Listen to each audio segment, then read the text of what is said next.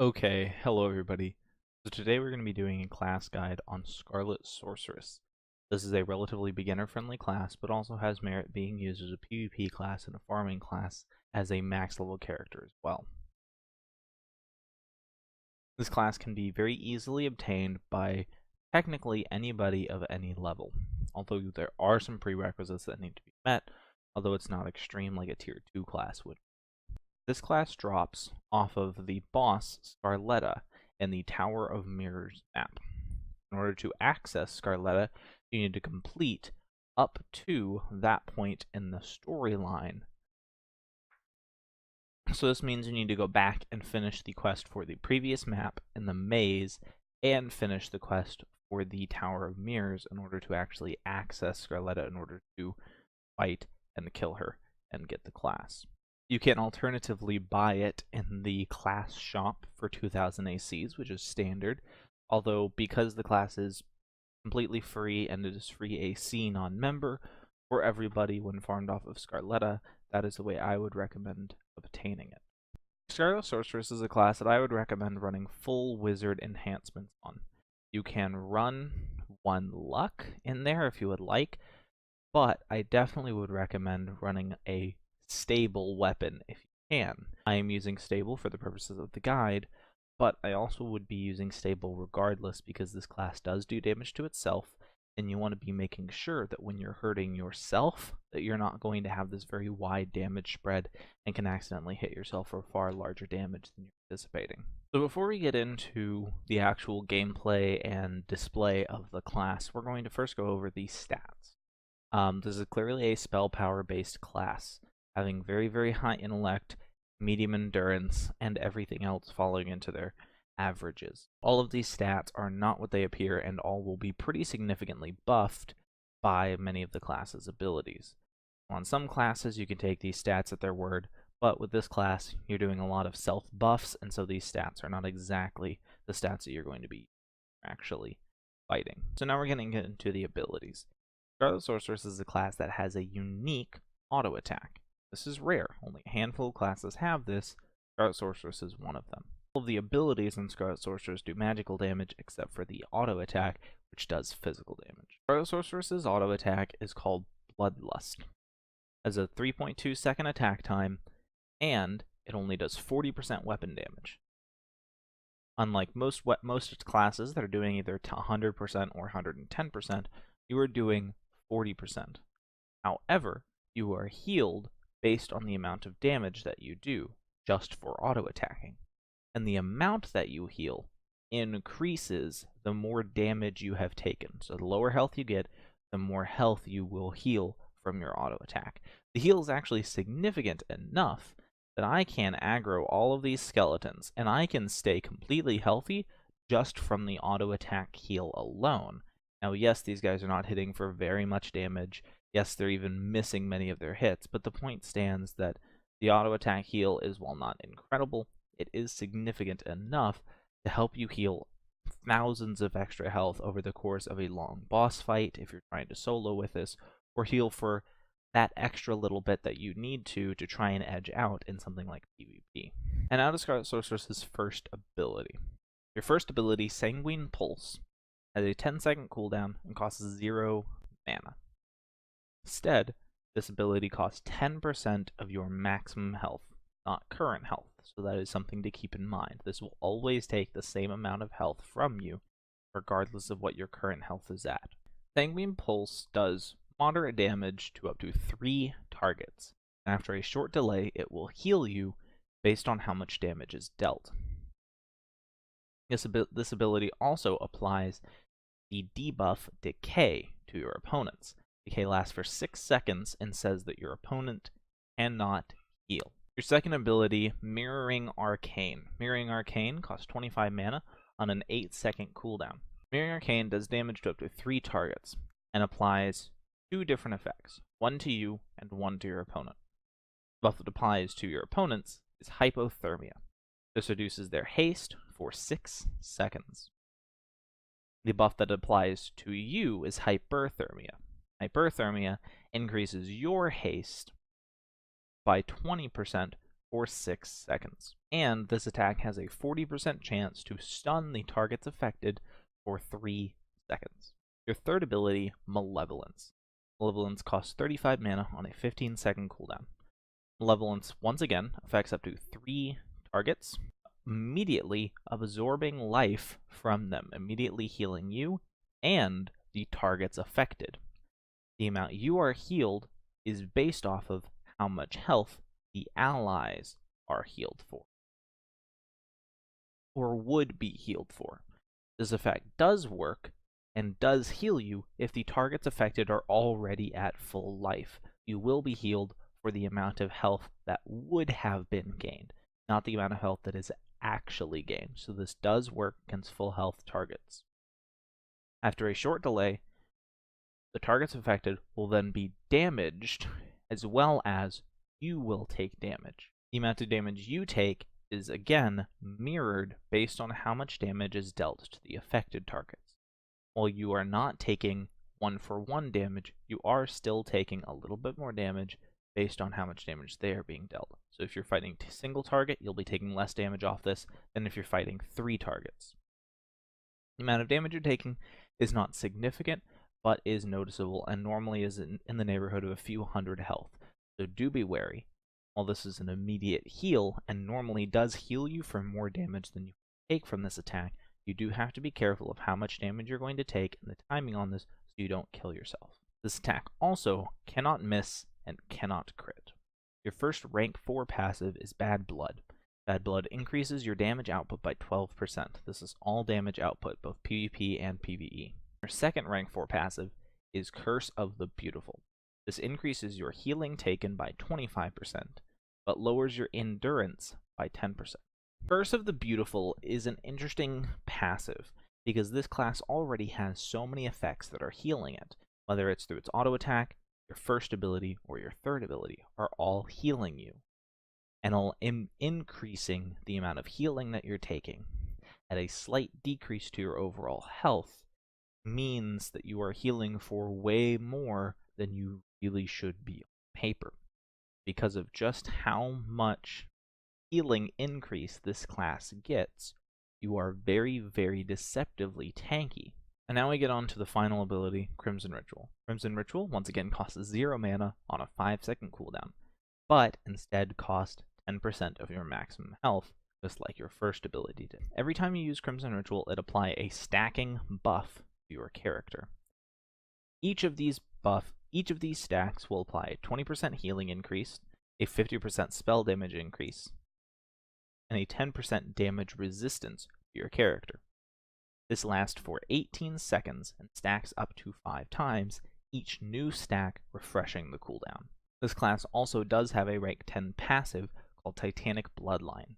Titanic Bloodline will occasionally greatly increase your haste and damage output for a short time. This is a very low chance proc passive, and so while this is something that can be incredibly powerful, it has a low proc chance and is not something that I would recommend relying on in a fight. So now we're going to display the abilities, and we're going to talk about them a little bit more before we move on to the actual testing phase where we're going to go fight Blood Titan. So your first attack, as I have shown off before, is your auto attack. Your auto attack is a pretty useful heal, and because of the increased healing that you're getting off of your passive, as well as the increased healing that comes from Crimson Ritual, you are getting massive amounts of healing just for auto attacking in a fight.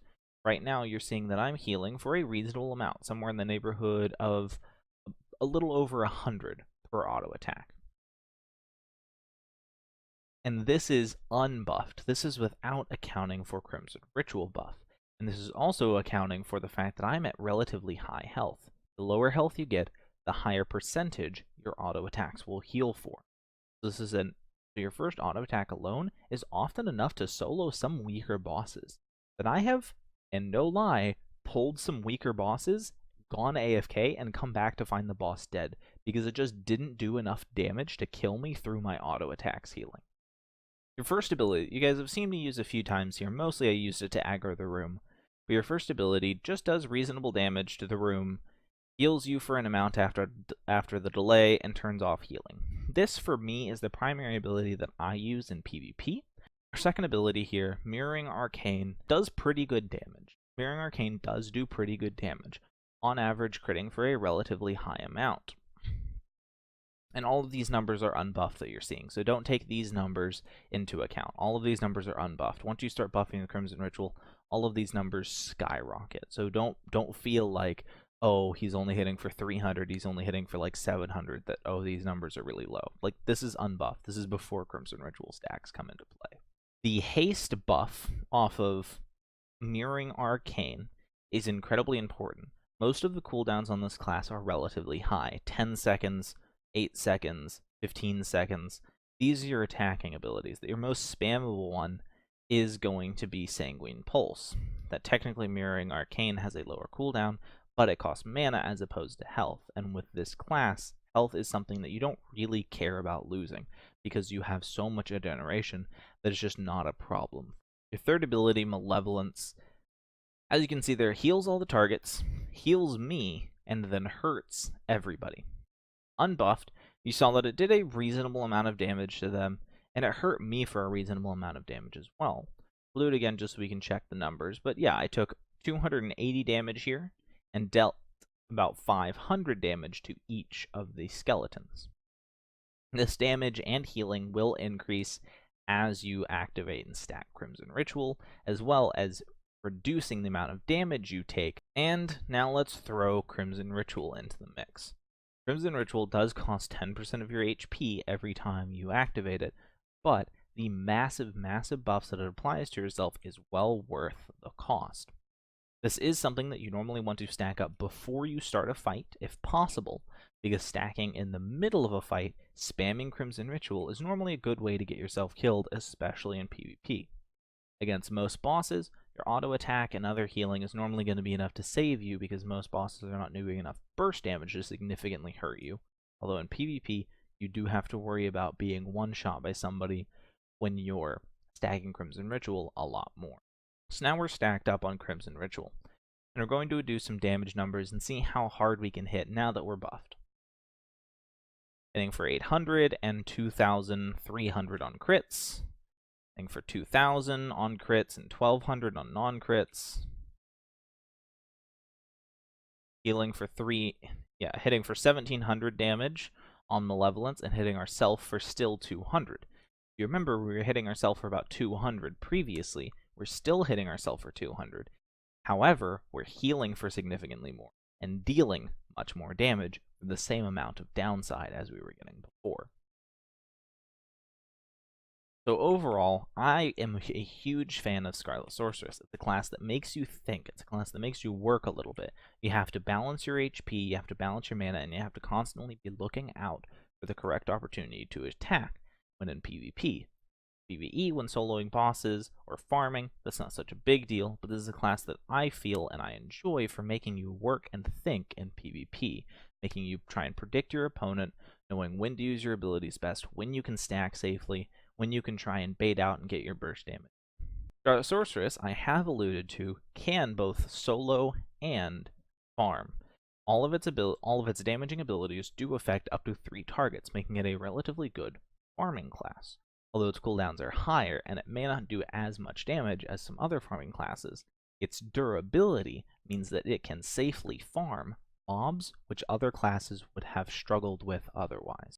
With Scarlet Sorceress, as long as you keep Crimson Ritual stacked and make sure you're not spamming yourself out of mana, you're at very low risk of dying in almost any situation. This class can solo as well. While it is not the greatest soloing class in the world, and definitely not on the level of Oracle, who is also a free class and is even easier to obtain than Scarlet Sorceress is, it can hold its own in soloing. So now that we talked about it a little bit, let's go fight Blood Titan and see how it survives. Okay, so here we are at Blood Titan. I'm going to stack Crimson Ritual before I start the fight. This is important on almost any major boss fight, to stack before the fight. I'm going to stack, I'm going to heal, I'm going to stack, I'm going to rest. I'm going to alternate doing this until I'm at full health and have max Crimson Ritual stacks. And then we'll get into the fight. I'll see you guys after the fight is over.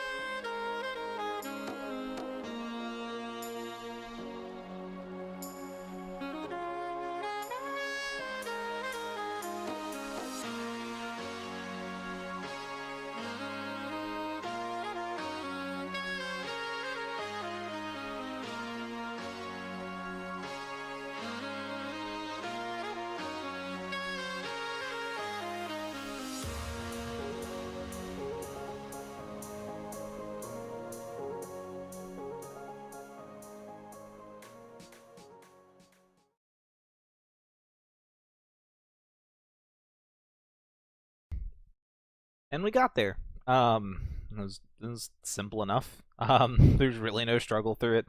Yeah, I pulled up my phone, started texting at one point during the fight because I realized it was irrelevant, that I had no risk of dying in any shape or form. Yeah, so Blood Titan was easy. In fact, significantly easier than Blazebinder. At one point during the Blazebinder video, I had gotten down to like 3 or 4 HP, and it was real terrifying. Nowhere near an issue with Scarlet Sorceress. Scarlet Sorceress didn't care. It didn't care. I had full HP and mana through most of the fight. My mana dropped around 50% at a few points there in the beginning, but that was mostly because I was learning the rotation. I was trying to figure out trying to get into the rhythm and figure out, okay, what buttons do I need to press? How quickly do I need to press them? How fast should I be spamming these buttons, kind of thing. I probably could have done for pressing Crimson Ritual a little bit less. I probably didn't need to apply Crimson Rituals often, but I wanted to just make sure that the stacks didn't fall off, because if the stacks fall off, then I have to restack all the way from the beginning up to 5, and then I'm getting a lot less healing, getting all my damage resistance taken away, and that can lead to a death. So I was overstacking Crimson Ritual more than I needed to, just for safety's sake. But if I was really trying to crunch the numbers, and if I was trying to do something like Blood Titan, or Karanak, something that's a really tough boss, would need to be more careful about how often you're stacking Crimson Ritual, and watch the timing on that so you're not taking needless damage. Also watching that if you're using Malevolence and you're going to heal with Sanguine Pulse, I would use Malevolence first, then heal off then use Sanguine Pulse. So that you heal off Malevolence, then you take the damage from Malevolence, then the Sanguine Pulse heal kicks in, pumping you back up to full HP, so that you're not healing off of Sanguine Pulse and then immediately taking damage, mitigating that healing. There's a few little things that I need to keep in mind as we move into the Ultra Blood Titan fight, which I will stack up for and start, and then I'll see you guys when I eventually die.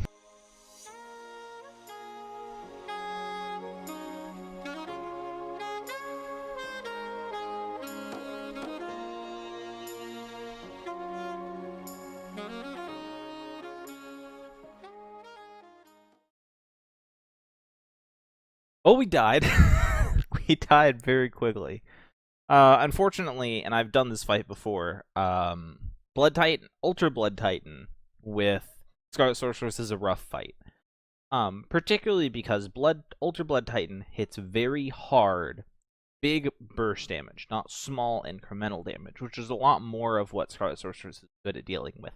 Multiple instances of 200 damage, more smoother, more mitigatable damage. Like Ultra Blood Titan is hitting for 500, 500, 600, and those big spiky damage is a lot more difficult for you to deal with, because a lot of your heals are either on a delay or hurt you. They have a downside to them in the Malevolence, or with Sanguine Pulse, they have a delay to it, making it a lot more difficult for you to time your sustain with the damage from Blood Titan.